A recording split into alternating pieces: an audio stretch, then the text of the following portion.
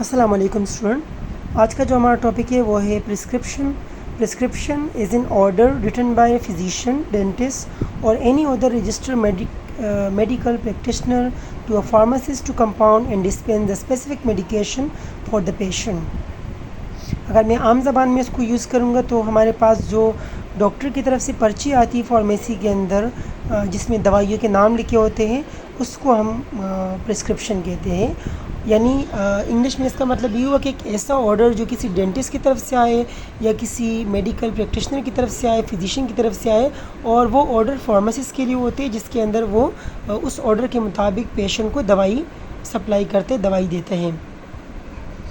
Prescription is a set of instruction written by qualified prescriber to a pharmacist for a supply of drugs. यानी ये दूसरी definition है इसकी कि एक इंस्ट्रक्शन होती है जो कि एक प्रिस्क्राइबर जो होते हैं, डॉक्टर होते हैं, उसने लिखी होती है फार्मासिस्ट के लिए ताकि वो आगे ड्रग्स सप्लाई करें पेशेंट को। हमारे पास प्रिस्क्रिप्शन के अगर हम पार्ट की बात करें तो इसमें हमारे पास डेट होता है। डेट हम क्यों लिखते हैं? Date must be written on the prescription by the prescriber at the same time when it is written. क्योंकि हमारे पास देखा होगा कि जो गवर्नमेंट सेक्टर के हॉस्पिटल्स होते हैं उसमें आपके पास जो मेडिसिन मिलती है वो फ्री होती है, जैसे पीएनए शिफा में हो गए, बाकियों में। तो इसलिए जो डॉक्टर की तरफ से पर्ची आएगी उस पर उस दिन का डेट होना चाहिए, क्योंकि वरना अगर वो डेट नहीं लिखेगा तो पेशेंट अपने हिसाब से उस पर्ची के अंदर अगले दिन आके कोई और डेट लिख के यूज़ कर लेगा।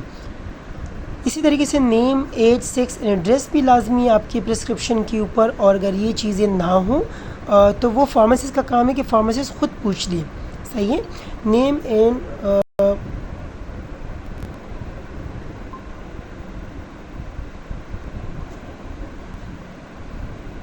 इसी तरीके से हमारे पास जो नेम होता है पेशेंट का, एज हो गया, सेक्स हो गया और एड्रेस, ये चीज़ें भी शामिल होनी चाहिए आपके प्रिस्क्रिप्शन के ऊपर।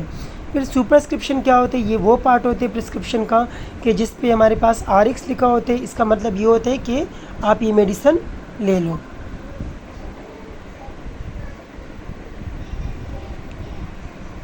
फिर अगर हम बात करें हमारे पास इंस्क्रिप्शन की, तो इंस्क्रिप्शन आपकी प्रिस्क्रिप्शन का वो पार्ट होते हैं कि जिसके अंदर आपके पास मेडिसिन की क्वांटिटी लिखी होती है कि कौन सी मेडिसिन लेनी, मेडिसिन का नाम लिखा होगा।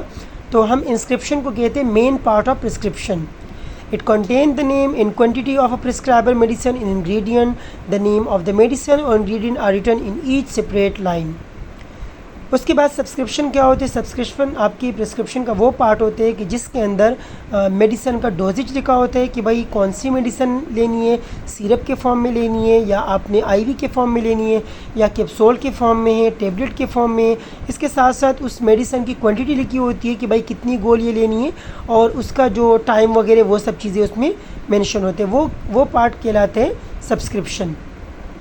फिर सिग्नेचर हमारे पास क्या होते हैं? सिग्नेचर जो आपका डॉक्टर करता है, प्रिस्क्राइबर करते हैं, वो सिग्नेचर करते हैं और उसमें ये चीज़ें वो बताते हैं जैसे कि the method of administration and application, कि जो भी दवाई है वो किस तरह लेनी है, क्या वो पानी के साथ लेनी है, क्या वो इंजेक्शन के थ्रू लेनी है या वो आपने स्किन के ऊपर अप्लाई करनी है जैसे क्रीम्स वगैरह होते हैं। इसी तरीके से उसका डोज़ लिखा हुआ होगा कि वो जो डोज़ है आपके पास वो इंटरनल के यूज़ के लिए है या वो एक्सटर्नल के लिए।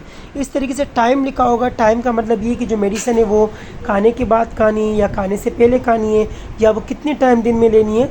और इसके अलावा अगर कोई ऐसी मेडिसिन है जो जिस्म के ख़ास पार्ट पे लगानी है तो उस पार्ट का नाम भी वहाँ मेंशन होगा कि भाई हाथ पे लगानी है, मुंह पे लगानी है, दांत पे लगानी है, ये सब चीज़ें वहाँ पर मेंशन होगी। उसके बाद हमारे पास होगा प्रिस्क्राइबर का जो नेम है, एड्रेस है, रजिस्ट्रेशन नंबर है। ये चीज़ें आपके पास क्या होगी? वो जो चीज़ें होगी वो आपके पास प्रिंटेड फॉर्म में होगी, लेकिन जो डॉक्टर का नाम होगा वो ख़ुद अपना हाथ से हैंड रिटन करेगा और इंक वाला पेन यूज़ करेगा। असल में प्रिस्क्रिप्शन के अंदर हमारे पास बहुत सारी चीज़ें जो होती है वो लैटिन लैंग्वेज में होती है जो कि एक आम बंदा नहीं समझ सकते, जिसमें हमारे पास RX का मतलब होते हैं टेक, SIG का मतलब सिग्नेचर होते हैं, TAB का मतलब टेबलेट्स हो गए, इसी तरीके से कैप्सूल हो गए, इंजेक्शन हो गए और SYR अगर लिखा है तो इसका मतलब सिरप है। ये सारे मतलब है। अगर आपने दिन में एक दफ़ा गोली लेनी है तो वहाँ पर लिखा होगा OD, अगर 2 दफ़ा गोली लेनी है तो BID लिखा होगा, अगर 3 दफ़ा लेनी है तो TID लिखा होगा, अगर दिन में 4 दफ़ा है तो वहाँ पर लिखा होगा QID, और अगर इंजेक्शन के थ्रू लेनी है मसल्स में तो उसके लिए IM लिखा हुआ होगा, अगर ब्लड वेजल्स में देनी तो IV लिखा होगा।